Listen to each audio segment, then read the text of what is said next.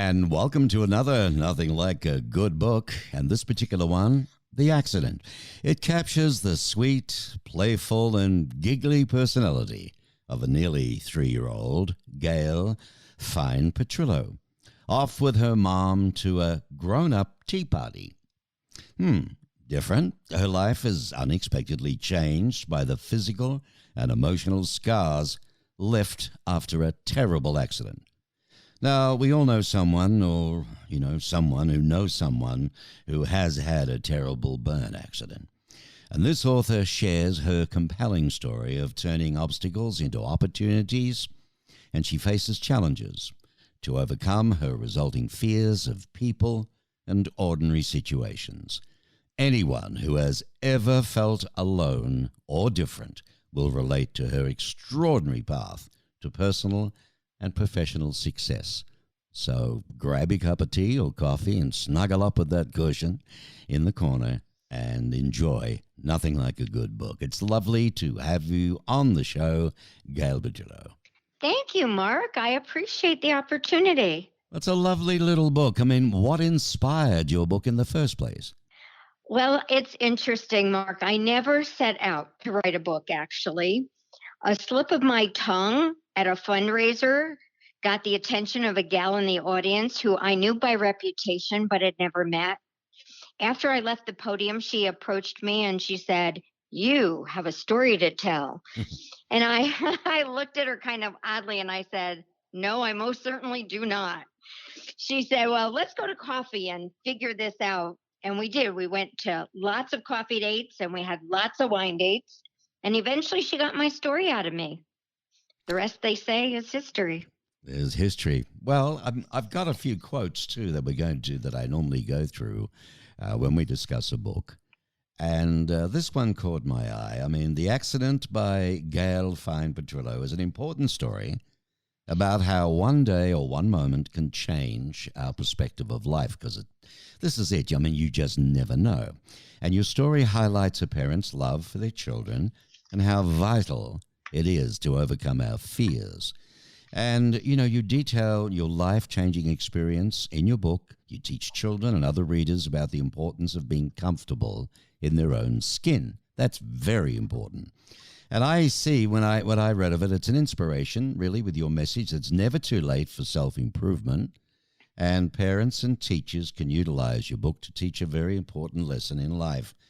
So, when writing this book, Gail, may I ask you, who did you feel would be the target audience? So it's interesting because originally I thought it would be a picture book, mostly pictures and illustrations and very few words. And when I started after I started typing and I had somewhat of a manuscript together, I sent it to a few people I really trust. A few were teachers, and there was a child psychologist I sent it to. And they said, well, it's a great storybook. It's also really well intentioned for middle-aged kids, as well as teachers and school nurses, and even adults. And so I think it's great for ages 8 to 88, because who hasn't been burned, either physically or emotionally, whether we're young or mature? Mm-hmm. Well, one by Marge P.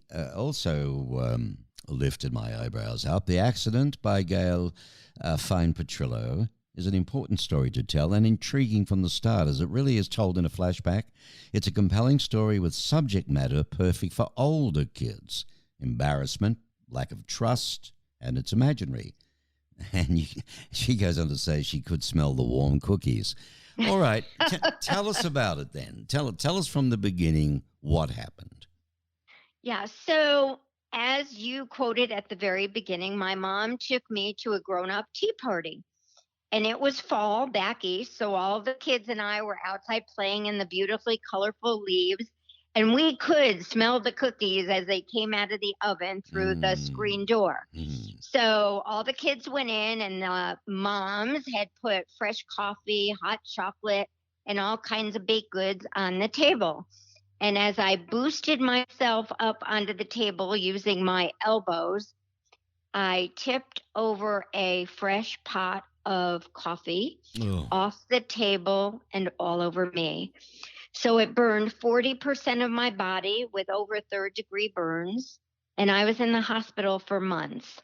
My parents didn't know if I would live or die. oh, my poor thing. It I must have know. hurt. Must have hurt Uh, you. yes. Well, burns are the most painful injury a human body can suffer through. Fortunately, I was only 2.5, and I don't remember the accident itself. I do remember painful recoveries over the many, many years as I grew, into school age and then into teenage years. But honestly, most of my scars were emotional. I mean, I have scars on my body. People can't see them, but they're on my torso. But most of my scars are emotional. I mean, I grew into from a giggly, outgoing, girly girl who loved meeting new people and going places to someone who became afraid of everyone and everything. Well, it's a hell of a change, isn't it? But I'm trying to visual. Let's go back. It's interesting you say you don't remember, but even 2.5. I mean, one would have thought that this was such an horrific event that would never leave your mind. But what did you do? You reached up. I mean, you would have been tiny, right? Yes, yes. And so I was trying to climb onto the table, and I can remember the kitchen table at these people's homes. They had a large family. I think they had 6 kids. So their kitchen table was like a picnic table, and there were benches along the wall, and then there were seats on the other side. So I had climbed onto the bench, and I put my elbows on the table, put my hands down on the table to boost my butt into the bench seat, Mm-hmm. and must have grabbed the coffee pot plug and toppled the percolator off the table, spilling the coffee all over me. So the woman whose home we were at, she was a nurse. And by her training, she thought, oh, Wow. let's get these clothes off this kid. Well, in doing so, the skin came off and you could see the bone. Oh, well, this thing's poured down on top of you. Did it go on your head and your hair, scalp, firstly? No, it started at my chest. So Okay. just below my shoulders and then down my entire front. Well, one could say you're a little, fortunate there, right? It could have been on the face, you Yes. know. But this Yes. amazes me. As a nurse, would she have not known that perhaps No. it wasn't smart to do it then? Or what else, I mean, you've had many years to revise it, or what else could have been done? Well, it's interesting because things as far as how to treat burns has changed. I mean, we're talking this was 1956. And so they didn't do skin grafting. They didn't do a lot of the treatments that they do now. So no, she really wouldn't have realized. Her first thought would have been correct and get the hot clothes off and cool the body down. Hmm. But because I was dressed for winter, those heavy clothes are like thermal Hmm. and they just absorb the heat. So the heat, the hot liquid was pulled like a magnet right into my skin. Wow. So, were then taken to hospital? Oh, yes, I was in the hospital for months. My parents didn't know if I would live or die. My mom now tells me that's why she took my dad by the hand one afternoon and said, come on, we have to go home and make a baby because ours may not survive. Boy, oh boy, that must have been a very trying time for your mum and dad, no doubt. Traumatic.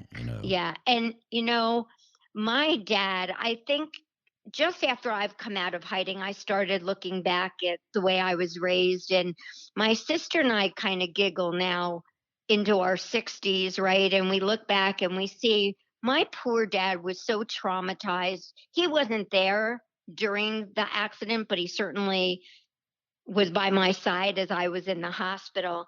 And up until the day my dad died, he's been gone about 12 years now.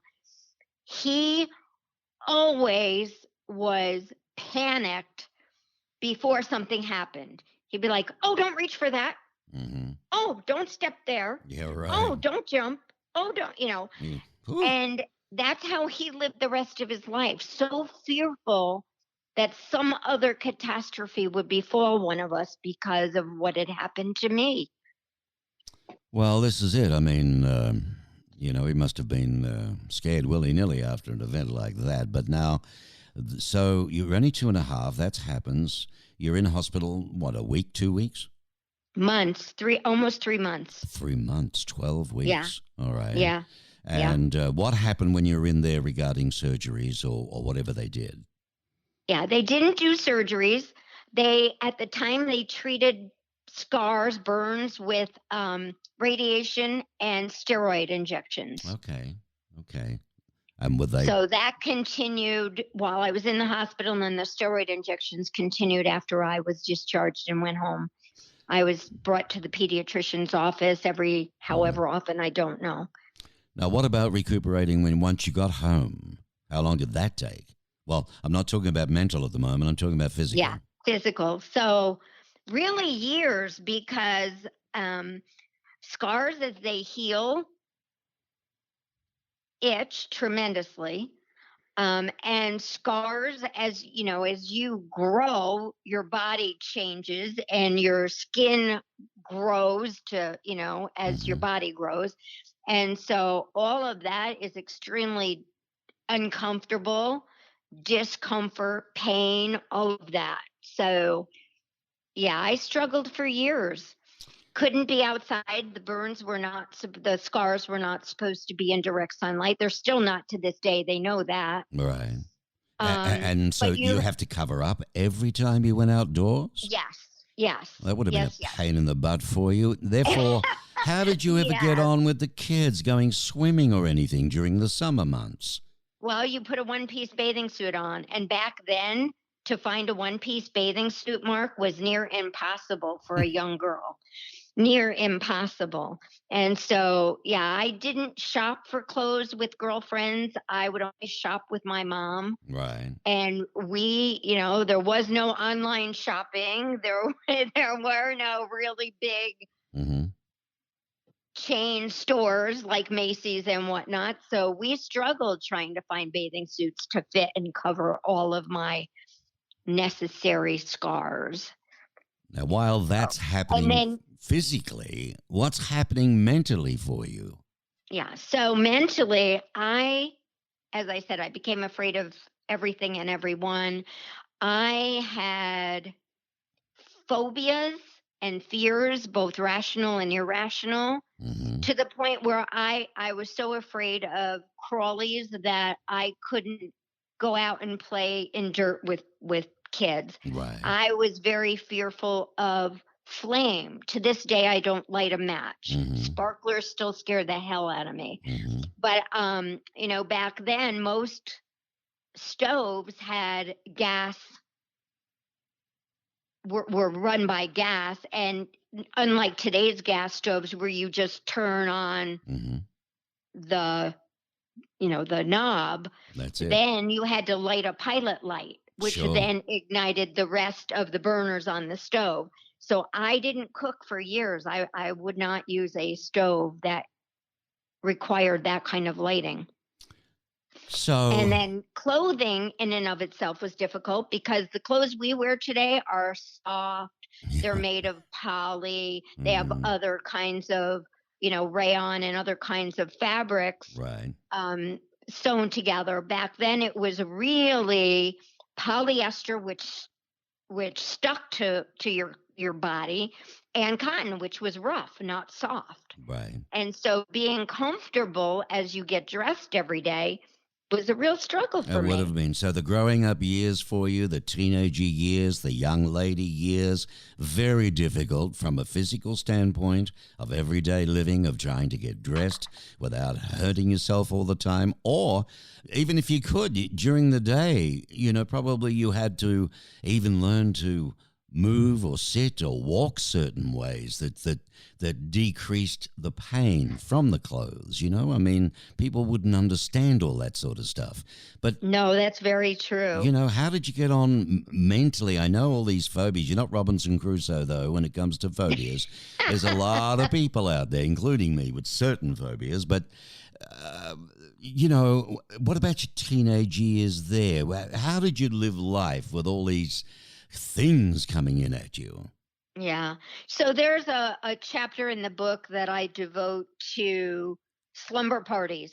They were my nemesis. I went to one and I snuck off to the bathroom as all the girls were changing into their PJs, because I didn't want anybody to see my scars. No, And embarrassed. Yeah. so, yeah, totally embarrassed. The lack of confidence, the body image issues, all of that. All of that. So all of that. I never, I was partly glad I never got invited back to another slumber party and partly distressed because all the girls were doing it. Yeah. But I really didn't want to have to put myself through that again. So you see, folks, this book, The Accident, right? It's it's true. And let me ask you this, Gail. If I was to ask you, who do you honestly believe will benefit from reading your book? What would be your response then? We've talked about sort of the age groupish, but from what, I've read and talking with you now, it's just about anybody that needs a lifting, helping arm up in motivation to go ahead at all costs. Yes, absolutely. I really think the people that would benefit from my book are anyone of any age who struggles with either lack of confidence, feeling different, who's been bullied, has fears or phobias, whether they're rational or irrational like me, or body image issues, right? So particularly young people in their early teens, because we know kids can be so mean, right? Kids can be cruel. Terribly. And so if you're on the other end of that, this book might help you because it does talk about finding your superpowers and what are superpowers and how you build on your superpowers to gain self-confidence and move forward. Well, that's exactly right. So let me ask you this. What has the response been so far to your book? It's been amazing. I never would have guessed what the response would have been. I will read you one short quote. I knew my book would resonate with girls and women. I knew that. I never knew it would resonate with the males. And one guy, I don't know who he is, but he found me after he read the book. And this is what he said, quote, "Wow, your book is beautiful, and I can see why so many people have told you how helpful it will be for youngsters and everyone. I absolutely love the simplicity. So many people try to tell us how to get over things, but you, Gail, show us how it is to be done. Thank you." That's lovely, isn't it? That says it all right there. So did you self-publish this book or traditionally published, and why? Yeah, so there's an interesting catch-22 as far as being published goes. You can't get published without an agent, and you can't get an agent if you're not published. So I did send my manuscript to several agents and several publishers. And my book was actually published by a hybrid publisher. The owner, as soon as she read my submission, she called me and she said she had to be the one to publish it because her son had been injured as a toddler. So the way that works is I was responsible for writing, editing, and getting it illustrated. And then Booklocker, my publisher, was responsible for the layout, the cover design. They created trailers or commercials. They printed it, and now they distribute it across the U.S. and internationally through Ingram. Okay. All right. Well, there you go. See, it was meant to come out because against all odds, you got it published. Let's face it. Right? You know. So, what do you want your audience to take away from reading this autobiography, The Accident? Yeah, so I think there's two things for the audience to take away. One is we are never alone. And when we share our stories, we heal and we help others heal. But also, I've learned that by smiling, other people smile back at you. And in this day and age, we need so many more smiles. Let's take advantage of that contagiousness, yeah, whatever, and smile because they are contagious.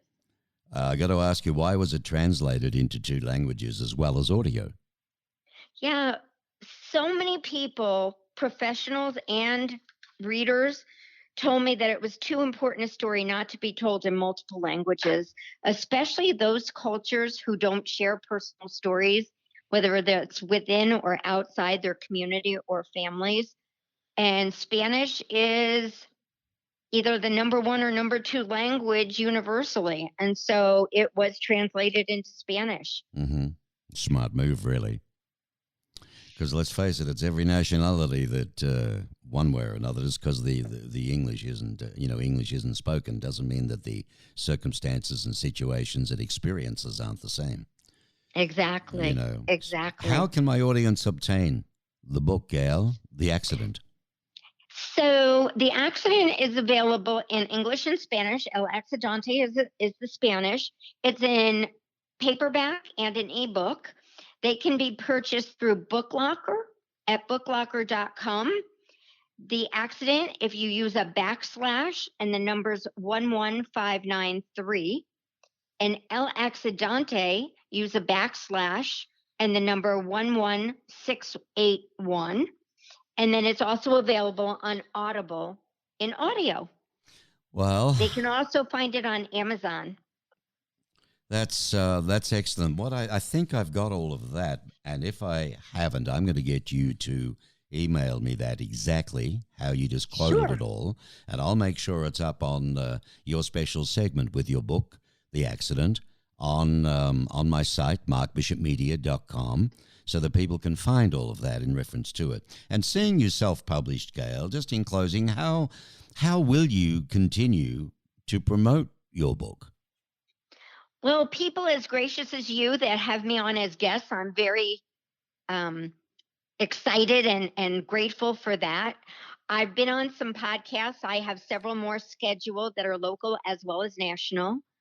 Additionally, I will be on a virtual national stage as a lunch speaker for National Association of Women Business Owners, NABO, in April of 22. I have book signings coming up locally, and I'm looking for additional speaking opportunities, whether for organizations, in schools, working with burn survivors or other people. Right. Who knows what stage I'll be on next? Yeah, that's good. That's good. And you do have to self-promote. And that just goes to show any, budding young writer or medium age writer, whatever age. Age has got nothing to do with writing, that's for sure. But if you are, with what Gail just shared with you there, you can do all these things and get it out there. Then it's surprising how people tell others, and next minute you've got a few sales going. It's a good idea to get it into. Have you talked to the hospitals in the burn areas and so on and different situations like that? Yes, I'm working on that. I actually am a consultant for the Arizona Burn Foundation. Oh, cool. They're located in Phoenix, Arizona, and they are creating a hub here in Tucson. So I'm helping open doors and introducing them to burn survivors, families, and other people in our community interested in supporting their overall mission, programs, so all of that. And then I'm also a peer support. It's called SOAR, SOAR, SOAR Peer Support. So I help burn survivors and their families. That's what I want. I listen to them when they're ready to share their story, and I share my story in the hopes that it helps them heal and know that they're not alone. Mm-hmm. And that certification was done through Phoenix Burn Society out of the Midwest. Mm-hmm. I've also connected with a burn foundation on the East Coast, and I continue to do that through social media. Wish you all the luck in the world, Gail Fine Petrillo. The Accident is a lovely book. It's a great educator. It's a motivator. And I think a lot of people should read it. And thanks for taking time out. I know you're very busy. But, we feature authors who maybe have one book out or maybe a couple, but they're new and nobody's ever really heard of them in Nothing Like a Good Book. And grateful to have you on, Gail. Thanks for taking the time out. Thank you, Mark. I really appreciate the opportunity. I'm very grateful to you. Thank you. Well, there you go, boys and girls, grandmas and grandpops. Okay, just go to Mark Bishop Media, M-A-R-K, markbishopmedia.com, and you'll see the segment, Nothing Like a Good Book. And believe me, The Accident is.